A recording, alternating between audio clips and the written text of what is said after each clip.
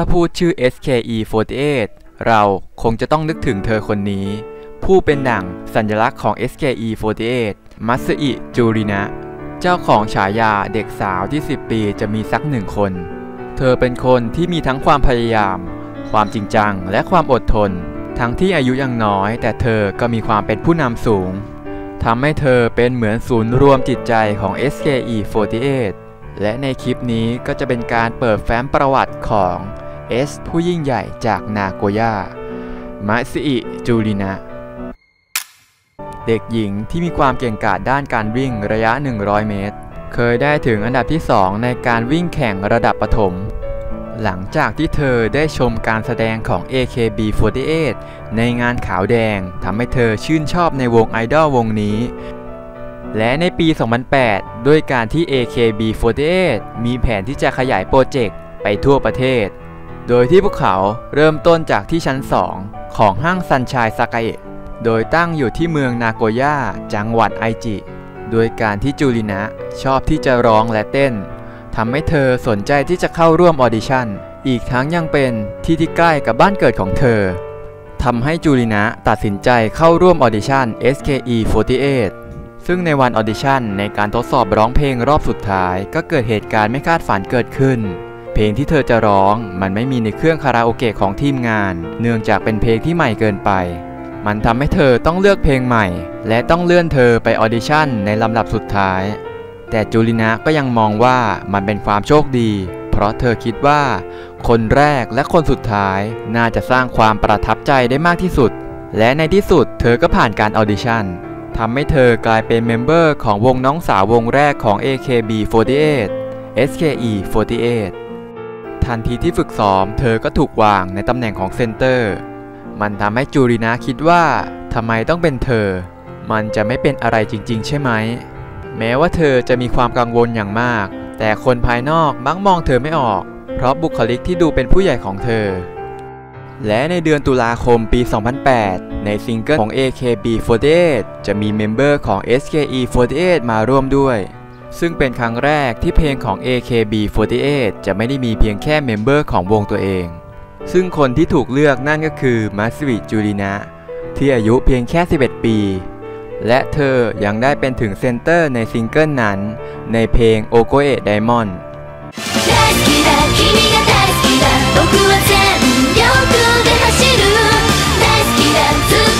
ทำให้ทุกคนในที่นั้นต้องคิดในใจว่าไอเด็กนี่มันเป็นใคร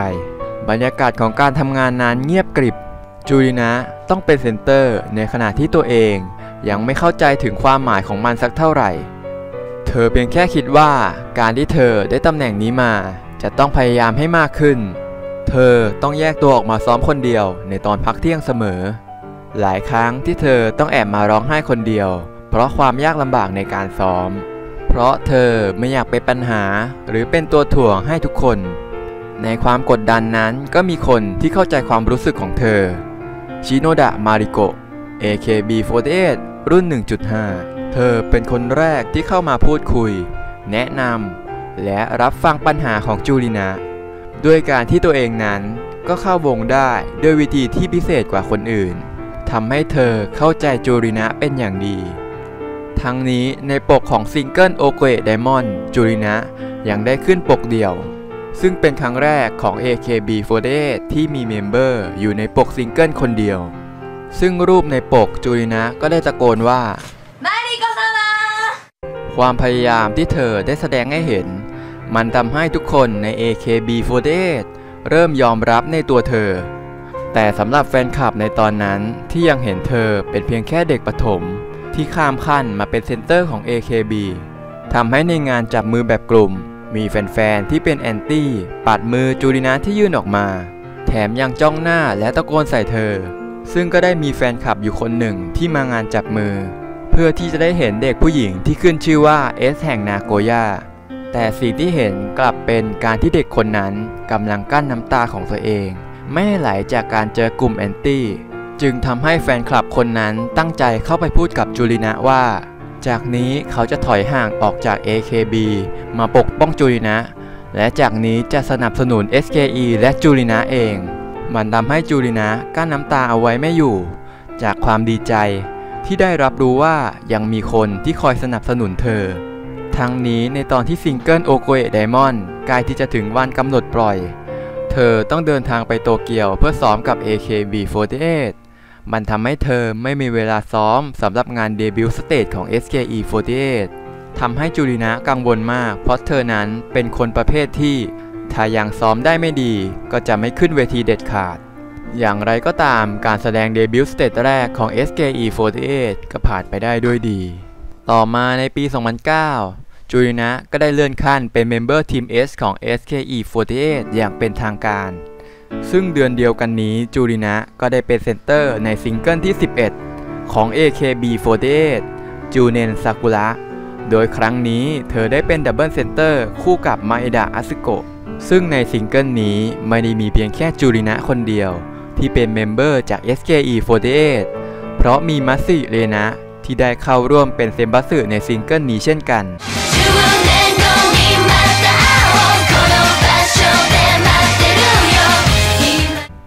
ต่อมาในเดือนกรกฎาคมการเลือกตั้งครั้งที่ 1 ของ AKB48 จูรินะได้ไปในอันดับที่ 19 ซึ่งเป็นการติดในฐานะเซมบัสึโดยที่เธอกล่าวว่าปกติถ้าตื่นเต้นเธอจะไม่มีอาการถึงขนาดมวนท้องแต่วันนี้ก่อนขึ้นเวทีเธอนั้นรู้สึกปวดท้องมากเธอตื่นเต้นมากๆและการที่เธอติดเซมบัสึได้นั้นก็เพราะว่าแฟนๆทุกคนและในเดือนสิงหาคมนั้นซิงเกิลแรกของ SKE48 ที่รอคอยก็มาถึงโดยที่มีชื่อว่าซุโยกิโมโนโยะซึ่งเซมบัสึของซิงเกิลนี้เป็นเมมเบอร์ที่มาจากทีม S ทั้งหมดและเซนเตอร์นั่นก็คือมัตสึจูรินะนั่นเอง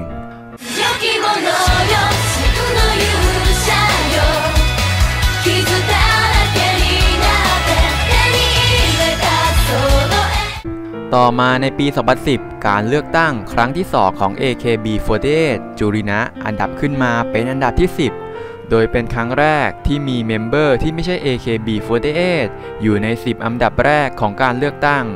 และเธอก็ยังเป็นคนที่ 2 ต่อจากวาตานาเบะมายุที่อยู่ใน 10 อันดับแรกของการเลือกตั้งโดยที่ตัวเองนั้นอายุเพียงแค่ 13 ปีโดยที่จูรินะก็ได้กล่าวว่าเมื่อเธอรู้ว่าจะมีการเลือกตั้งเธอรู้สึกกังวลเป็นอย่างมากดังนั้นจะขอเรียนรู้สิ่งต่างๆเพิ่มเธอจะทำงานให้หนักมากขึ้นเพื่อที่จะได้อันดับที่สูงกว่านี้ต่อมาในเดือนกรกฎาคม SKE48 ได้ออกซิงเกิลที่ 3 ที่มีชื่อว่า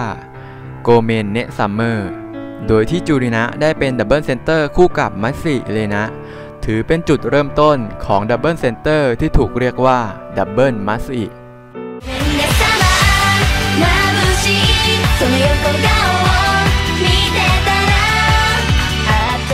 และในปลายปี SKE48 ได้ออกซิงเกิลที่ 4 One Two Three Four Yoroshiku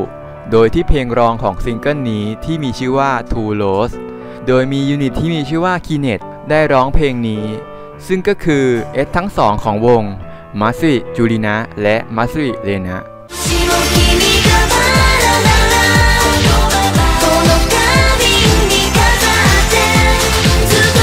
ต่อมาในปี 2011 จูรินะได้รับบทนำกับมัตสึเรนะในละครที่มีเมมเบอร์ SKE48 แสดงเป็นหลักในเรื่องโมโซเดกะซึ่งจูรินะก็รับบทเป็นนักสืบนามว่าโมโซที่เข้ามาสืบคดีฆาตกรรมในโรงแรมที่จัดการประกวดคอสเพลย์ซึ่งในเดือนเดียวกันนี้จูรินะก็ได้รับบทนำกับวาตานาเบะมายุในซีรีส์มาจิสุกะกาคุเอ็นภาค 2ในบทของเซนเตอร์คู่หูของเนซึมิผู้ที่ต้องการที่จะโค่นลมหลับปั๊บป้าในยุคใหม่ที่ตอนนี้ไม่แข็งแกร่งเหมือนเมื่อก่อนและในเดือนกุมภาพันธ์ซิงเกิลที่ 20 ของ AKB48 ซากุระโนะคินินาโรจูรินะได้รับบทเป็นตัวละครหลักใน PV ของเพลงนี้ซึ่ง PV จะเป็นการเล่าถึงเพื่อนกลุ่มหนึ่ง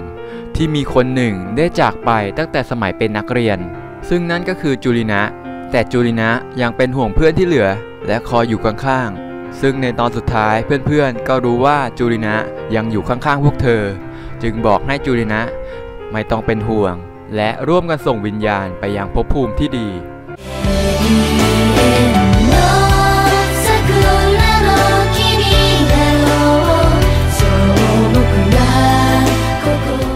และในเดือนมีนาคม SKE48 ได้ออกซิงเกิลที่มีชื่อว่าบันไซวีนัสโดยที่จูรินะเป็นดับเบิลเซนเตอร์คู่กับมัตสึเรนะซึ่งซิงเกิลนี้เป็นซิงเกิลแรกที่ซิงเกิลของ SKE48 ได้อันดับที่ 1 ของ Oricon Chart โดยเป็นของขวัญวันเกิดที่ดีของจูรินะเพราะซิงเกิลนี้วางจำหน่ายหลังวันเกิดเธอเพียงวันเดียว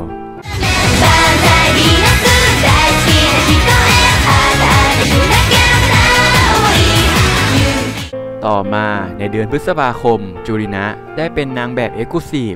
ของนิตยสารชื่อดัง Loveberry และในการเลือกตั้งครั้งที่ 3 ของ AKB48 จูรินะได้ไปในอันดับที่ 14 ทำให้เธอไม่ได้เป็นมีเดียเซมบัสึและเป็นครั้งแรกที่อันดับของจูรินะอยู่ต่ำกว่ามัตสึเรนะซึ่งจูรินะก็ได้กล่าวว่าไม่ว่าเธอนั้นจะได้อันดับไหนมาก็ตามเธอก็จะทำงานหนักเพื่อเป็นการขอบคุณทุกคนที่สนับสนุนเธอและเธอจะก้าวไปข้างหน้าต่อไปและในเดือนตุลาคมจูรินะได้ปรากฏตัวในภาพยนตร์เป็นครั้งแรกในเรื่องวายะอุจูอิจิโนะโอเซไกไดซากุเซนโดยรับบทเป็นอิตานิซานาเอะซึ่งจูรินะได้บทนี้มาโดยการออดิชั่นร่วมกับเมมเบอร์ SKE48 ทั้งหมด57 คนโดยมีเมมเบอร์2 คนที่ได้แสดงภาพยนตร์คือมัตสึจูรินะและยางามิคุมิต่อมาในปี 2012 ในช่วงปลายเดือนมีนาคม AKB48 ได้จัดคอนเสิร์ตที่ไซตามะซูเปอร์อารีนาได้มีประกาศให้จูรินะมาควบวงกับ AKB48 ทีม K โดยนี่เป็นครั้งแรกที่มีการควบวงใน 48 Group ซึ่งเป็นประกาศก่อนวันที่ไมดะซึโกะจะประกาศจบการศึกษา1 วันซึ่งในวันที่ 3 ของคอนเสิร์ตนั้นจูรินะต้องออกจากคอนเสิร์ตอย่างกระทันหันด้วยสาเหตุที่เธอเกิดอาการวิงเวียนศีรษะจากภาวะโลหิตจางสืบเนื่องมาจากการทำงานที่หนักของเธอซึ่งทำให้จูรินะต้องเข้ารักษาตัวที่โรงพยาบาลและก็มีรายงานให้เธอพักเนื่องจากร่างกายของเธอนั้นอยู่ในช่วงที่อ่อนแอแต่จูรินะกลับบอกว่าเธอไม่ต้องการที่จะพักอย่างแน่นอนซึ่งจูรินะก็กลับมาร่วมงานกับ SKE48 กลางเดือนเมษายนในคอนเสิร์ตที่นิปปอนไกชิฮอลล์และในเดือนมิถุนายนการเลือกตั้งครั้งที่ 4 ของ AKB48 จูรินะกลับมาติด10 อันดับแรกอีกครั้งโดยที่เธอได้ไปในอันดับที่ 9 ซึ่งจูรินะก็กล่าวว่าไม่ว่าอยู่ที่ไหนเธอนั้นจะไม่เปลี่ยนไปสัญญาว่าจะทำหน้าที่ให้ดีที่สุดอย่างสุดกำลังไม่ว่าจะในฐานะทีม S หรือทีม K ก็ตามและในปลายเดือนตุลาคมหลังจากผ่านมาเป็นเวลา 4 ปีจูรินะกลับมาเป็นเซนเตอร์ให้กับ AKB48 อีกครั้งในเพลงอุซะโดยที่เธอเป็นเซนเตอร์คู่กับโอชิมะยูโกะผู้ที่ชนะการเลือกตั้งในปีนั้น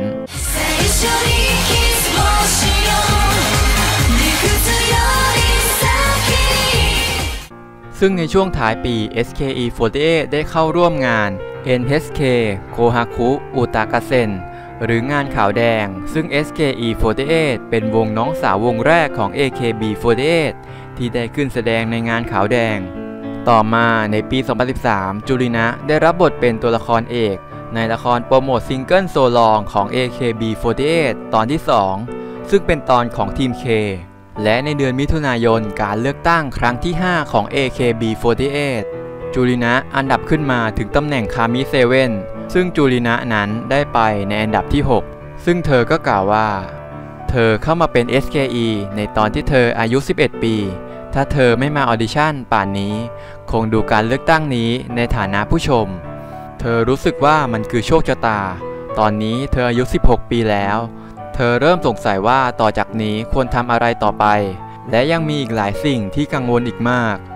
ในงานจับมือมีหลายคนที่เข้ามาพูดว่ามาตั้งเป้าที่อันดับที่ 1 กันดังนั้นเธอจึงโอเคแล้วที่ตอนนี้จะตั้งเป้าหมายไว้ที่อันดับที่ 1เธอต้องการที่จะเป็นคนที่สามารถเป็นผู้นำของ48 Group ได้และเมื่อเห็นผลการเลือกตั้งครั้งนี้ก็รู้เลยว่า SKE48 ยังสามารถก้าวไปข้างหน้าอีกได้และในเดือนกรกฎาคมคอนเสิร์ตของ AKB48 ที่ฟุกุโอกะโดมในระหว่างการแสดงจูรินะประสบอุบัติเหตุนิ้วชี้ซ้ายของเธอหักจากการกระแทกกับพ็อปของเวทีทำให้เธอต้องใส่เฟือกเป็นเวลา1 เดือนโดยที่เธอนั้นก็ยังร่วมในงานจับมือโดยใช้มือข้างเดียวในการจับมือแฟนคลับ คนที่จะเรียกได้ว่าเป็น S นั้นถ้าหากมีความสามารถเพียงอย่างเดียวคงจะไม่พอดังนั้นต้องมีโชคด้วยการแข่งขันเป่ายิงฉุบครั้งที่ 4 ของ AKB48 ในเดือนกันยายนจูรินะคว้าชัยชนะในการแข่งขันนั้นไปได้โดยที่เธอนั้นเอาชนะคามิเอดะเอมิกะซึ่งการที่จูรินะชนะทำให้เธอได้เป็นเซนเตอร์ของซิงเกิลที่ 34 ของ AKB48 นำมาซึ่งเพลงที่มีชื่อยาวที่สุดของ AKB48 โดยในที่นี้ขอพูดแค่เพียงชื่อย่อซึ่งมีชื่อว่าซูซูกาเกะนันจาระ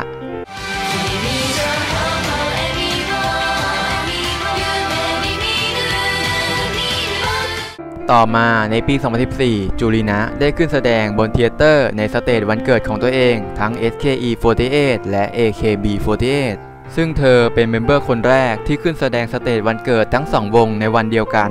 โดยที่นาโกย่ากับ SKE48 ในเวลา 12 นาฬิกาและเดินทางไปโตเกียวเพื่อแสดงที่เธียเตอร์ AKB48 ในเวลา 18 นาฬิกาและในเดือนมิถุนายนการเลือกตั้งครั้งที่ 6 ของ AKB48จูรินะขึ้นมาอยู่ใน 5 อันดับแรกโดยที่เธอได้ไปในอันดับที่ 4ซึ่งจูรินะก็กล่าวว่าเธอนั้นได้อันดับที่สุดยอดขนาดนี้แต่เธอเสียใจมากที่ต้องพูดแบบนี้ถ้ามีคนถามว่าผิดหวังไหม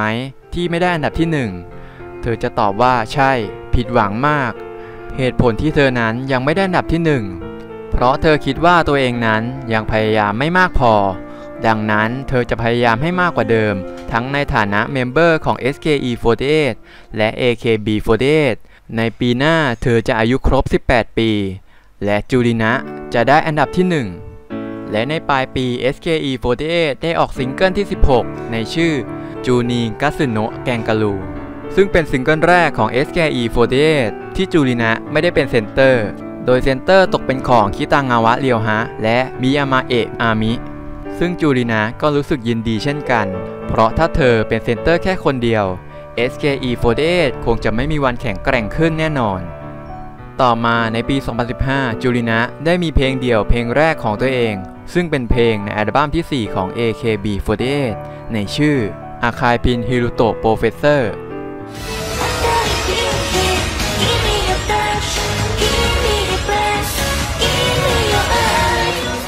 และในเดือนเมษายนได้มีการปล่อยเพลงของยูนิตพิเศษที่ชื่อเนียงเคบีวิซิจิโนโกะแพนด้าเป็นยูนิตที่สร้างมาเพื่อร้องเพลงประกอบแอนิเมะเรื่องโยไควอตซึ่งจูรินะก็เป็น1 ใน 7 เมมเบอร์ของยูนิตนี้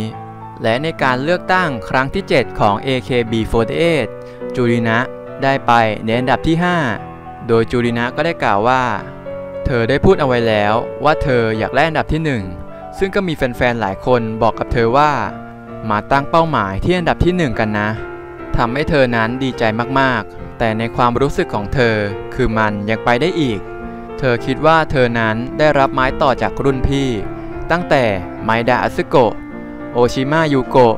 ซัชิฮาระริโนะและวาตานาเบะมายุดังนั้นเธอต้องการที่จะรับไม้ต่อและไปยังจุดสูงสุดการที่เธอได้ควบวงกับ AKB48มันทำให้เธอได้เห็นแผ่นหลังของรุ่นพี่มากมายเพราะแผ่นหลังของรุ่นพี่จึงทำให้เธออยากแสดงแผ่นหลังของตัวเองบ้างเธออยากอยู่ข้างหน้าโดยไม่ต้องกังวลอะไรเพื่อให้รุ่นน้องไม่รู้สึกกังวลถ้าพูดตรงๆเธอก็รู้สึกเจ็บใจเหมือนกันแต่ตอนนี้นั้นเธอรู้สึกมีไฟลุกขึ้นมาแล้วเธอรู้สึกโชคดีจริงๆที่อยู่ในกลุ่มนี้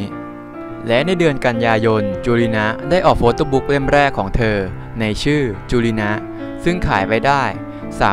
32,722 เล่มบวกต่อมาในเดือนตุลาคมได้มีประกาศว่าการควบวง AKB48 ทีม K ของจูรินะจะถูกยกเลิกหลังจากการจบการศึกษาของมัตสึเรนะโดยจะสิ้นสุดในปลายปี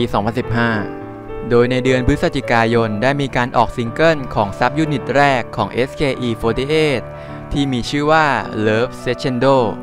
โดยประกอบด้วยเมมเบอร์ 11 คน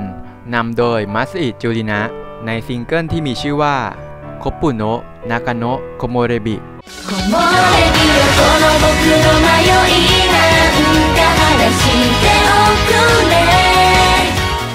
ต่อมาในปี 2016 การเลือกตั้งครั้งที่ 8 ของ AKB48 จูรินะอันดับขึ้นมาเป็นอันดับที่ 3 โดยเธอได้กล่าวว่าตลอด1 ปีที่ผ่านมานั้นเธอนั้นพยายามอย่างเต็มที่แต่ว่าภูเขาลูกนี้มันสูงจริงๆเธอรู้สึกมีความสุขแต่ก็เจ็บใจอยู่เหมือนกันแต่เสียงเชียร์จากทุกคนนั้นทำให้เธอจะหยุดอยู่ตรงนี้ไม่ได้ดังนั้นเธอจะปีนให้สูงขึ้นไปอีกมัสอิจูรินะยังมีเป้าหมายที่สูงขึ้นไปอีกเพราะทุกคนทำให้เธอนั้นได้รับบทนำในซีรีส์เรื่องยาวและยังมีเพลงประกอบเป็นของ SKE48 อีกด้วยความฝันของเธอเริ่มจะเป็นจริงแล้วเพราะอย่างนั้นแล้วความฝันต่อไปคือการได้อันดับที่1ในการเลือกตั้งเธอจะเอาอันดับที่1มาให้นาโกย่าให้ได้ซึ่งซีรีส์ที่จูรินะพูดถึงก็คือเรื่อง Dead Cat ซีรีส์แนวสยองขวัญซึ่งจูรินะรับบทเป็นมินามิยูกะนักศึกษามหาวิทยาลัยที่มีสัมผัสที่6สามารถมองเห็นความตายของคนอื่นได้แต่จู่ๆเพื่อนของเธอก็ตายอย่างปริศนาพร้อมกับธนบัตรที่มีคราบสีดำอยู่บนตัวซึ่งต่อมาคนรอบข้างของเธอก็ทยอยตายอย่างปริศนาทำให้เธอต้องออกตามล่าหาเบาะแสแห่งความตายนั้นต่อมาในปี 2017 จูรินะได้รับบทนำร่วมกับมิยาวากิซากุระในซีรีส์มวยปั้มเรื่องโทฟูโปเวสลิงโดยรับบทเป็นฮอลลีวูดจูรินะนักมวยปั้มเจ้าของแชมป์ World Idol Pro Wrestling เวทีมวยปั้มที่มีคอนเซปต์เป็นไอดอลและในเดือนพฤษภาคมจูรินะได้เป็นเซนเตอร์ในซิงเกิลที่ 48 ของ AKB48 โดยเป็นดับเบิลเซนเตอร์กับมิยาวากิซากุระในเพลงที่มีชื่อว่าเนกาอิโกโตโนะโมจิกุซาเระ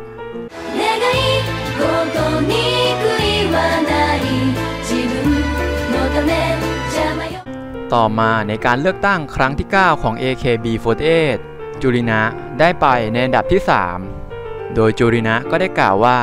เธอรู้สึกเจ็บใจและเสียใจมากยังไงก็ตามขอบคุณคนที่อันดับสูงกว่าเธอที่ทำให้เธอมีไฟมากกว่าเดิมเธอเข้ามาที่นี่ตั้งแต่อายุ 11 ปีตอนนี้เธออายุ 20 ปีแล้วและเป็นผู้ใหญ่แล้วสาเหตุที่อยู่ตรงนี้เพราะที่นี่สำคัญสำหรับเธอคิดว่า AKB ถูกสร้างและปกป้องโดยรุ่นพี่ที่เธอรักโดยคนที่จะปกป้องต่อไปคือรุ่นของพวกเธอดังนั้นเพื่อปกป้อง AKB48 จะต้องได้รับการสนับสนุนจากแฟนๆเธอจะเป็นคนที่ทำให้ AKB ดีขึ้นกว่าเก่าเธอมีความสุขมากที่ได้ยืนอยู่ตรงนี้ขอขอบคุณทุกคนจากก้นบึ้งของหัวใจซึ่งต่อมาในปี 2018 การเลือกตั้งครั้งที่ 10 ของ AKB48 World Senbatsu ความหวังของจูรินะที่จะได้เป็นที่ 1ในการเลือกตั้งครั้งนี้ซัตชิฮาระรีโนะอันดับที่ 1ของปีที่แล้วประกาศที่จะไม่ลงเลือกตั้งวาตานาเบะมายุอันดับที่ 2จบการศึกษาไปแล้วและปีนี้เป็นปีที่ SKE48 ครบรอบ 10 ปีอีกทั้งงานเลือกตั้งยังจัดที่นาโกย่าโดมบ้านของ SKE48 ภายใต้ความหวังนำมาซึ่งแรงกดดันที่มหาศาลเธอต้องแบกความหวังของ SKE48 เอาไว้บวกกับช่วงประกาศผลด่วนคนที่ได้อันดับ1ดันเป็นโอกิโนะยูกะเมมเบอร์จาก NGT48 ด้วยความกดดันที่จูรินะรับเอาไว้มากทำให้ระหว่างการแสดงคอนเสิร์ตงานเลือกตั้งจูรินะทรุดลงอย่างกระทันหันและต้องออกมาพักแต่อย่างไรก็ตามเป็นเพราะวันนี้คือวันที่ยิ่งใหญ่ของ SKE48 เธอต้องการจะแสดงให้เห็นถึงความยิ่งใหญ่ของ SKE48 จูรินะจึงกลับไปแสดงคอนเสิร์ตอีกครั้งซึ่งผลการเลือกตั้งครั้งนั้นจูรินะได้ไปในอันดับที่ 1เธอทำได้เธอพา SKE48 มาอยู่บนจุดสูงสุดของ 48 Group โดยจูรินะก็ได้กล่าวว่าเธอจะไม่ร้องไห้เพราะมีแต่ความรู้สึกขอบคุณเพราะมี AKB ถึงได้มี SKE ไม่ใช่แค่ในญี่ปุ่นนอกประเทศก็มี 48 Group ต้องขอบคุณทุกคนที่มีส่วนร่วมกับ 48 Group เป้าหมายที่ผ่านมาของเธอคือการได้อันดับที่ 1ในการเลือกตั้งแม้ว่าตอนนี้จะได้อันดับที่ 1แล้วแต่เธอก็ยังไม่จบการศึกษาหรอกวันนี้เธอเห็นทุกคนที่กล่าวสปีดนั้นดูเศร้ามากเธอไม่อยากเห็นเพื่อนๆเมมเบอร์เศร้ากันเลยมีแต่แฟนๆเท่านั้นที่ช่วยพวกเธอได้การเลือกตั้งในปีนี้ก็จบไปแล้วดังนั้นเมื่อการเลือกตั้งเริ่มขึ้นอีกครั้งหากไม่ได้ที่ 1เธอคงไม่สบายใจเธอเชื่อว่าถ้าทุกคนยังเชื่อกันและกัน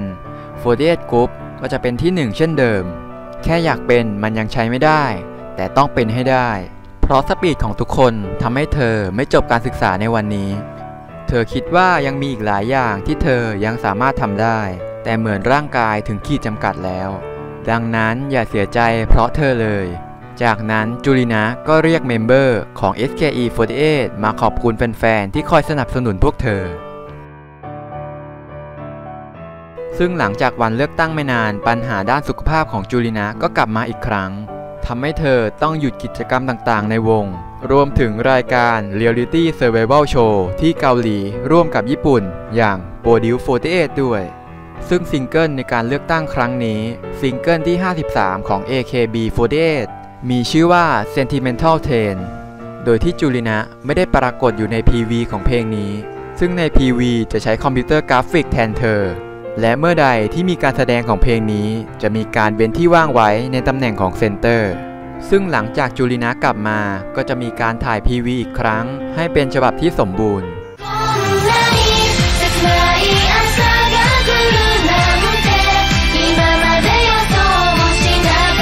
และในเดือนกันยายนจูรินะก็กลับมาดำเนินกิจกรรมกับวงอีกครั้งซึ่งในซิงเกิลที่ 24 ของ SKE48 เป็นการกลับมาของจูรินะในเพลง Stand By You โดยจูรินะก็ได้เป็นเซนเตอร์ในเพลงนี้ถือเป็นการกลับมาของเธออย่างเต็มตัว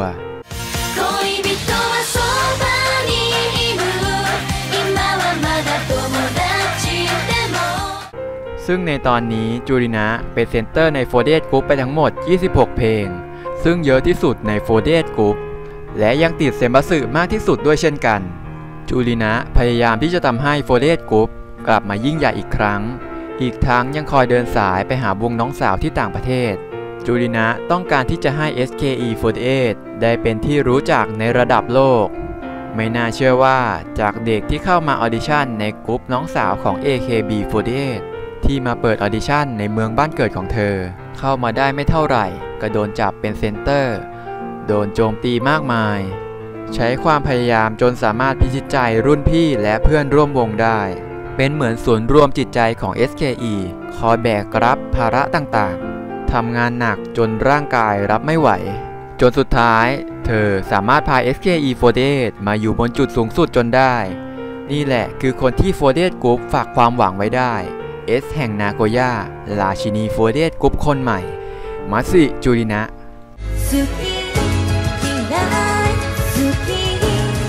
私の心は